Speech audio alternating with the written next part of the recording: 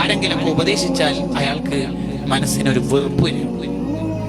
ആരുപദേശിച്ചാല് മുദരിസ് ഉസ്താദല്ല, സീനിയറായ മുത്തല്ലിമല്ല, ജൂനിയറോ സമകാലികരോ ആരെങ്കിലൊക്കെ ഉപദേശിച്ചു, അപ്പൊ നമുക്കൊരു ഒരു അസ്വസ്ഥത, നീ ആരോ പറയാന്നുള്ള ഒരു ചിന്ത അതുണ്ടെങ്കിൽ അത് കിബറിന്റെ അടയാളമാണ്.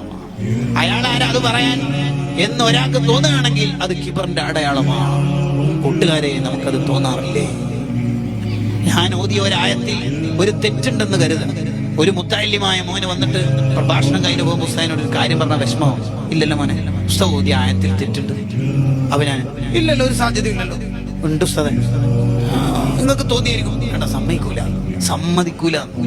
എന്നാലും ഓതിയ ഒരു ആയത്തില്ല, അങ്ങനെ തെറ്റുണ്ടല്ലോ, കേട്ടത് മാറിയതായിരിക്കും. കേട്ടോ, എങ്ങനെ നമ്മൾ അനുസരിക്കുന്നില്ല.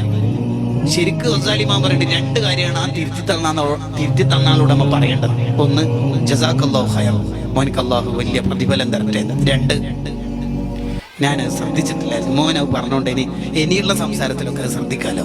ശരിക്കും അങ്ങനെയാ പറയേണ്ടത്. എന്തിനാ നമുക്ക് ജാടയൊക്കെ?